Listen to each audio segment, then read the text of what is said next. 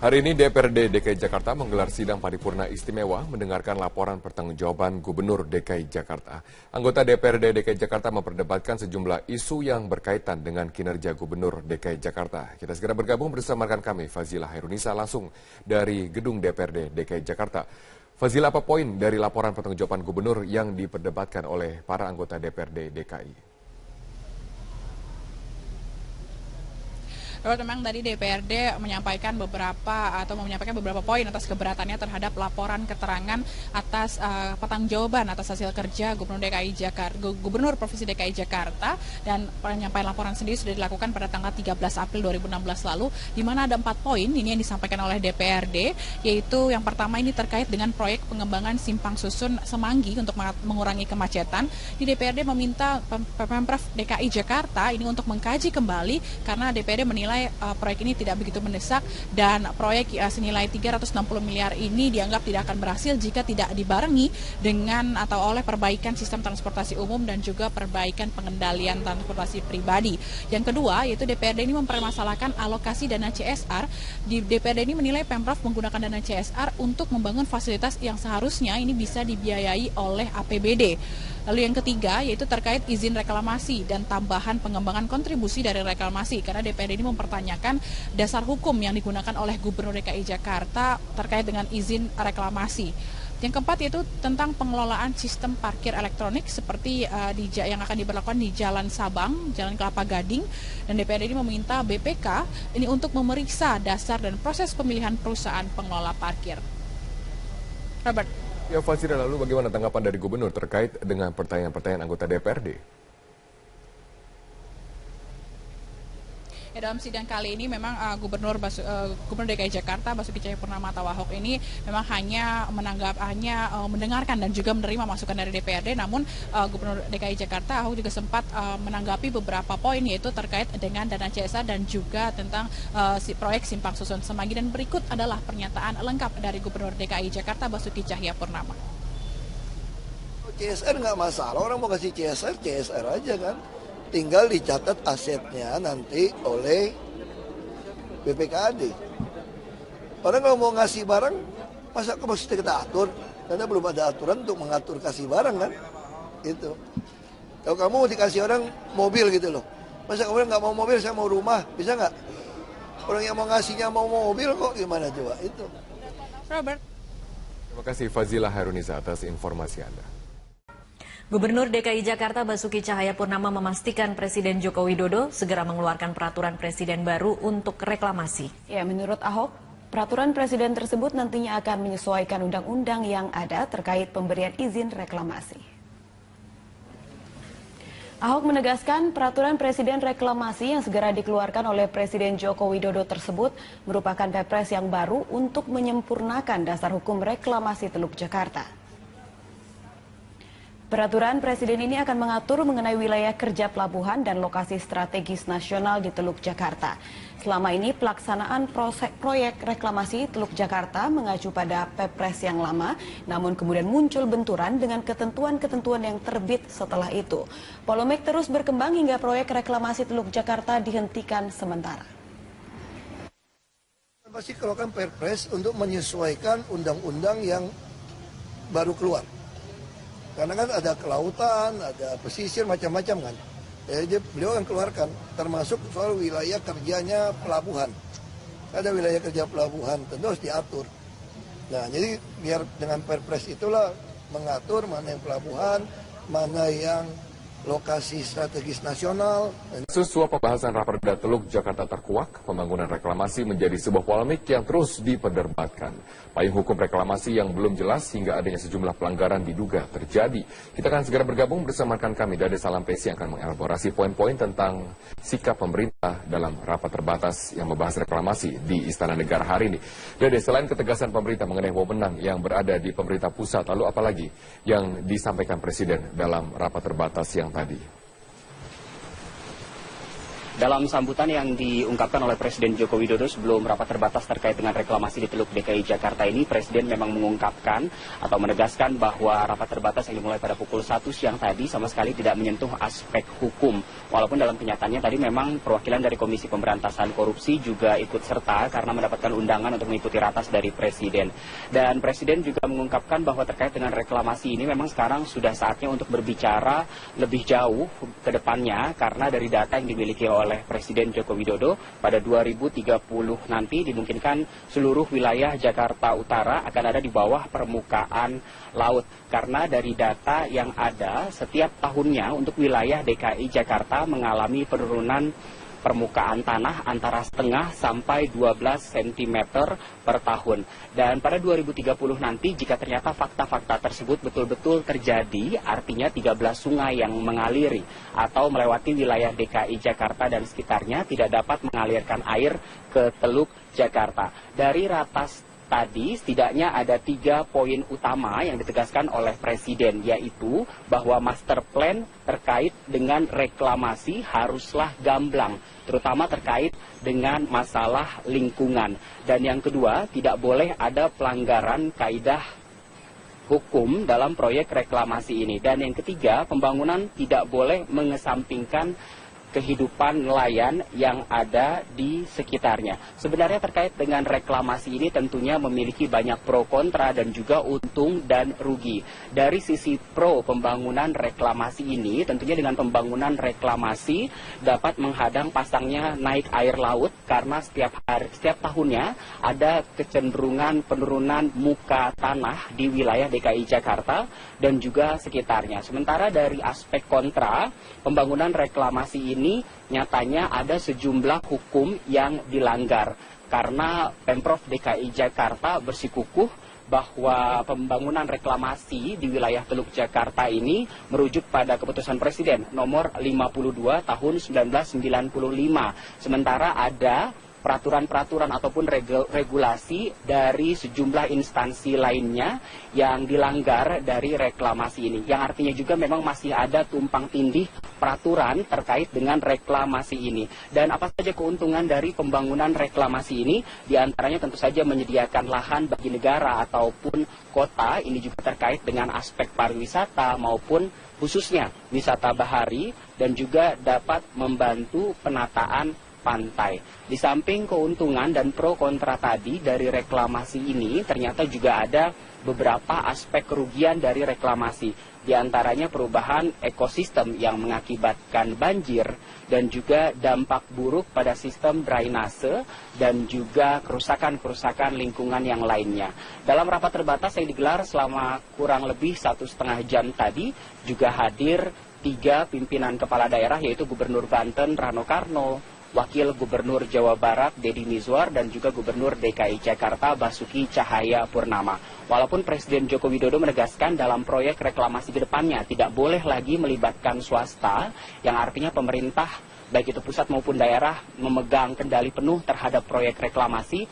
Namun tadi Ahok mengungkapkan Pulau O, P, dan Q yang ada di Teluk Jakarta yang belum diatur minta digabungkan dengan Pulau N. Dan Ahok juga mengungkapkan jika melihat hasil studi di Port of Rotterdam, maka seharusnya pembangunan proyek reklamasi ini 30% dikelola oleh pusat, sementara 60%-nya dikelola oleh pihak swasta. Dan dari hasil ratas tadi juga dijabarkan oleh Ahok, setidaknya ada satu fakta baru yang akan dikeluarkan oleh pemerintah, yaitu Presiden akan mengeluarkan Perpres baru yang disesuaikan dengan Perpres yang ada, seperti Perpres nomor 54 tahun 2008 dan juga Perpres nomor 122 tahun 2012. Robert. Baik, terima kasih Dade. Salam Presi atas informasi dan langsung dari Istana Negara. Pemirsa, DPD DKI PDI Perjuangan hari ini terakhir menerima pendaftaran bakal calon gubernur dan wakil gubernur DKI Jakarta. Sebanyak 39 orang telah mendaftar dan 31 pendaftar baru telah mengembalikan berkas. Pada pendaftaran hari terakhir ini, DPD PDI Perjuangan menerima pengembalian berkas pengusaha muda Sandiaga Uno yang mendaftar sebagai bakal calon gubernur. Sandiaga Uno termasuk satu dari 39 orang yang mendaftarkan diri ke PDI Perjuangan. PDI Perjuangan dengan perolehan kursi di DPRD DKI di atas 20% memenuhi syarat untuk mengusung sendiri calon gubernur DKI pada pilkada yang akan dilaksanakan Februari 2017 mendatang. PDI Perjuangan melalui penjaringan dan penyaringan ini dalam rangka untuk mencari sosok yang betul-betul punya kualifikasi yang jelas baik untuk memimpin Jakarta yang akan datang. Ya itulah mekanisme sedang berjalan. Jadi PDI Perjuangan belum bisa menentukan siapa yang nanti akan diusung, tetapi proses sedang berjalan. Tahapan-tahapan akan kita lalui. Tahapan pertama hari ini sudah sama-sama kita saksikan. Hari ini kita tutup, baru nanti selanjutnya kita mengejar tahapan berikutnya.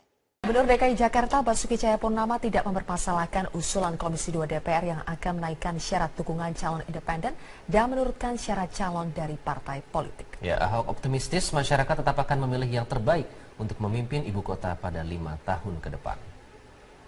Nggak masalah, kan saya sampaikan, ini Jakarta nih daerah khusus ibu kota. Tentu harusnya ini jadi etalase negara, bangsa. Yang jadi gubernur harus yang terbaik dari yang terbaik. Masing-masing warga DKI punya pikiran masing-masing.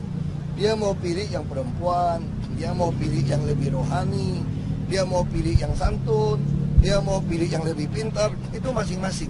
Makanya di dalam pilkada undang-undang nggak pernah diatur 100%. Hanya 50% plus 1. Kalau di daerah lain malahan yang tertinggi yang menang. Kenapa? Karena memang masing-masing kepala kan punya pikiran berbeda. Ya. Selamat malam pemirsa, inilah headline news pukul 21 waktu Indonesia Barat. Usai diperiksa oleh KPK, staf khusus Gubernur DKI Jakarta Suni Tanuwijaya mengaku didukung oleh Gubernur DKI Basuki Cahayapurnama untuk menyampaikan keterangan apa adanya kepada penyidik KPK.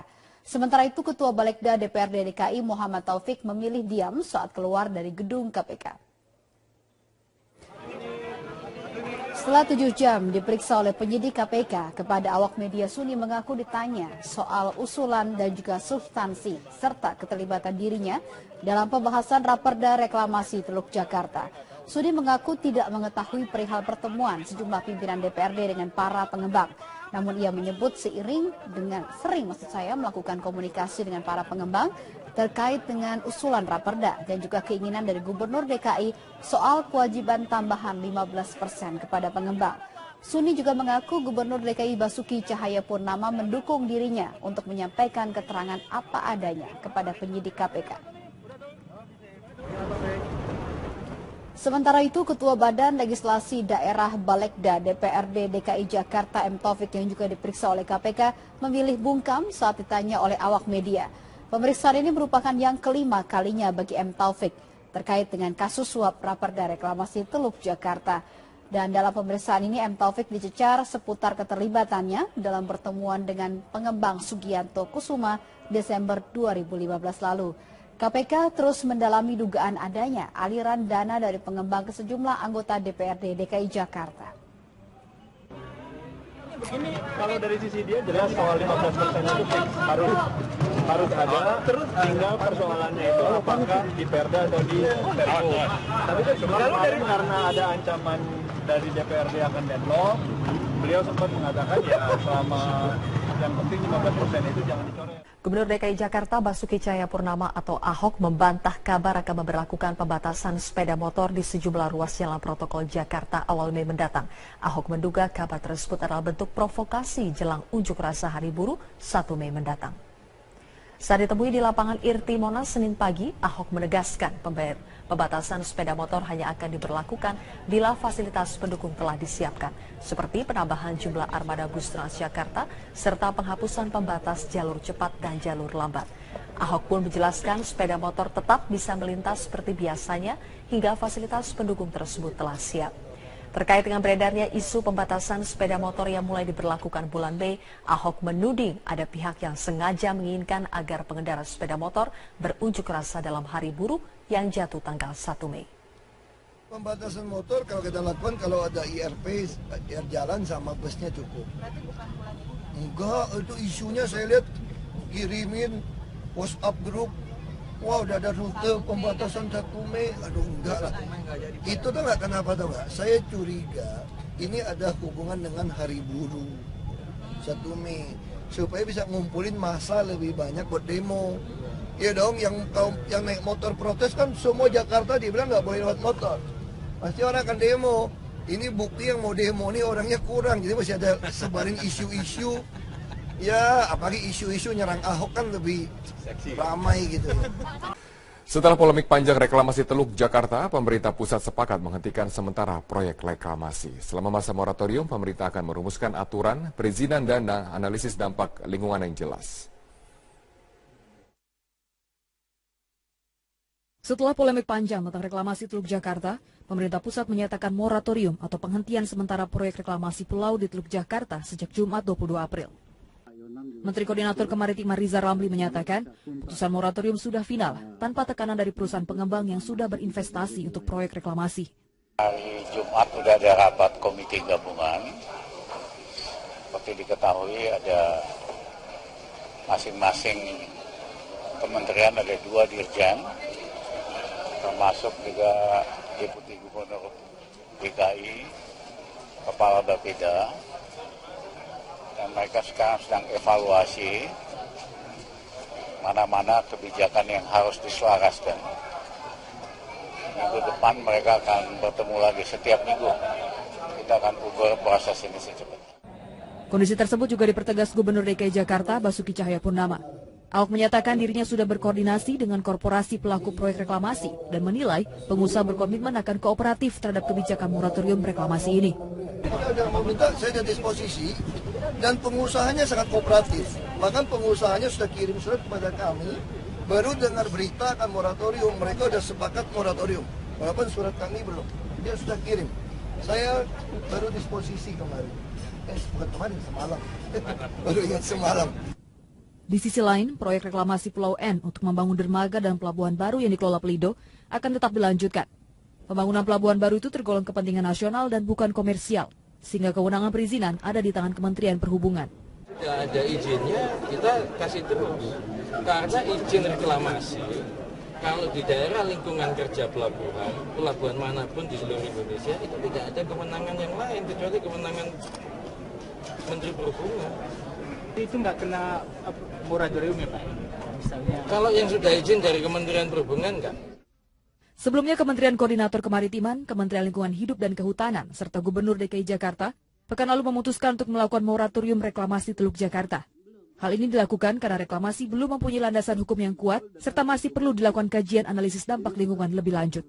Tim Liputan Metro TV. Pemirsa, politikus PKS M. Idrus terus mencari dukungan dari partai lain untuk maju sebagai calon gubernur DKI Jakarta. Ya, meskipun kurang diperhitungkan PKS, M. Idrus yakin langkah politiknya akan direspon positif oleh sejumlah partai untuk berkoalisi, khususnya dengan Partai Keadilan Sejahtera. Partai Keadilan Sejahtera belum memiliki calon kuat untuk diusung sebagai calon gubernur DKI Jakarta pada Pilkada 2017 mendatang. Hingga kini PKS masih melakukan penjaringan terhadap sejumlah kandidat baik internal maupun eksternal partai. Padahal saat ini salah satu kader PKS Muhammad Idrus telah mendeklarasikan diri sebagai bakal calon gubernur DKI Jakarta. Presiden PKS Sohibul Iman tidak mempermasalahkan langkah Muhammad Idrus yang mencalonkan diri melalui partai lain. Oh, Pak Idrus termasuk, kan gini, ada calon-calon yang muncul dari aspirasi kader. Ya, dan mereka ada yang kader, ada yang non kader. Semua itu sudah kita brief. Silakan memasarkan diri masing-masing, ya, untuk bisa menarik masyarakat secara lebih banyak lagi.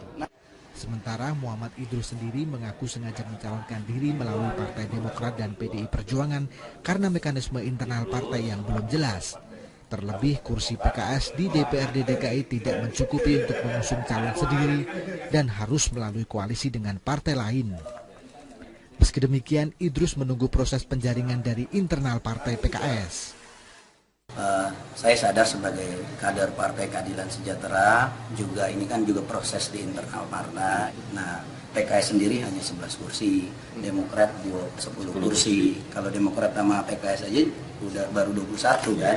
Ini proses, yang jelas proses, dan juga bukan secara pribadi saja. Nanti kan terjalin komunikasi politik di antara seluruh elit partai politik.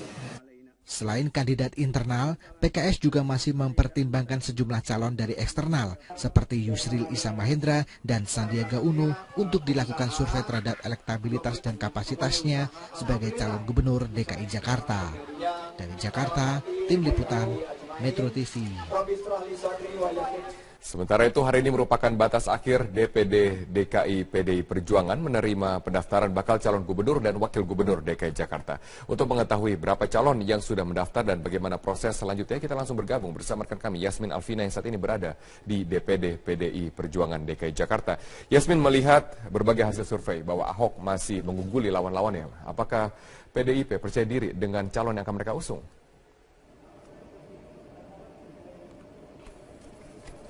Ya Robert, nanti pertanyaan Anda akan kami jawab dengan narasumber yang sudah berada di sini, yaitu Wakil Pemenangan Badan Pemenangan Pemilu dari DPD DKI Jakarta. Namun sebelumnya saya akan menjelaskan dulu bahwa sudah ada 40 nama yang mendaftar sebagai calon gubernur DKI Jakarta melalui Partai PDI Perjuangan, dan hingga sore tadi sudah ditutup pukul 16 waktu Indonesia Barat, sudah ada 32 nama yang mengembalikan berkas. Dan di antara 32 nama tersebut sudah ada nama-nama yang cukup populer untuk dibicarakan sebagai calon gubernur DKI Jakarta, yaitu adalah Yusril Iza Mahendra dan juga Hasnaini Muin yang dapat dikatakan juga sebagai wanita emas. Dan tadi pada pukul 15 waktu Indonesia Barat, Sandiaga Uno juga sudah mengembalikan berkas untuk pencalonannya melalui Partai PDI Perjuangan ini. Dan untuk mengetahui bagaimana strategi PDI Perjuangan untuk bertarung ataupun bersaing dengan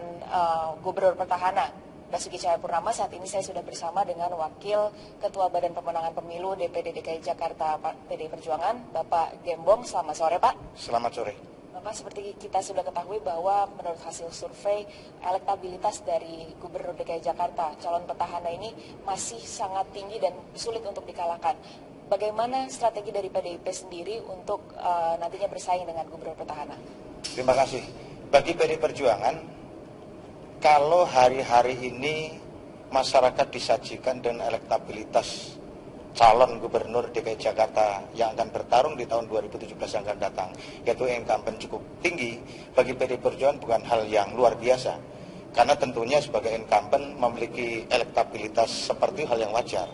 Justru kalau sebaliknya bagi saya yang luar biasa. Jadi bagaimana untuk PDI Perjuangan menyiapkan strategi untuk bisa menghadapi siapa yang nanti akan bertarung bersama dalam pemilu kada 2017 yang akan datang.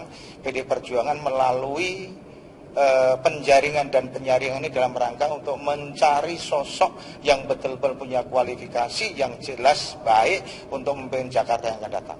Siapa sosoknya, Pak? Ya itulah mekanisme sedang berjalan. Jadi PDI Perjuangan belum bisa menentukan siapa yang nanti akan diusung, tetapi proses sedang berjalan. Tahapan-tahapan akan kita lalui. Tahapan pertama hari ini sudah sama-sama kita saksikan. Hari ini kita tutup, baru nanti selanjutnya kita mengejar tahapan berikutnya. Terima kasih Bapak atas waktunya. Dan Robert, demikian yang dapat kami laporkan, kembali ke Anda di studio. Baik, terima kasih Yasmin Alvina atas informasi Anda. Sejumlah anggota DPRD DKI Jakarta memenuhi panggilan KPK untuk memberikan kesaksian. Mereka diperiksa sebagai saksi untuk Ketua Komisi D yang sudah dijadikan tersangka. Pemirsa, Ferry Priardi akan menyampaikan laporan selengkapnya dari gedung KPK Jakarta. Ferry, hingga siang ini siapa saja anggota DPRD yang sudah datang? Adakah pernyataan yang mereka sampaikan sebelum menjalani pemeriksaan? Zilvia, sudah ada 5 anggota DPRD yang sudah datang memenuhi panggilan KPK untuk diperiksa sebagai saksi untuk Muhammad Sanusi, dan kelimanya tadi datang secara periodik sejak pukul 9 dan mulai menjalani pemeriksaan pada pukul 10 pagi ini. Dengan komposisi 1 wakil ketua DPRD dan juga 4 anggota, tadi yang datang memenuhi pemeriksaan kali ini adalah M. Taufik yang juga merupakan Ketua Badan Legislasi DPRD DKI Jakarta. Lalu sisanya ada 3 ketua fraksi, yaitu Aji Ketua Fraksi Hanura, lalu juga ada Selamat Nurdin Ketua Fraksi PKS yang juga sebagai Ketua Pansus Reklamasi DPRD, Bestari Barus, dan juga ada 1 anggota ataupun wakil, yaitu Mary Hot. Juga dengan Muhammad Taufik yang diperiksa sudah hampir 3 kali oleh pemerintah. Semuanya tidak terlalu banyak memberikan keterangan sesaat sebelum diperiksa.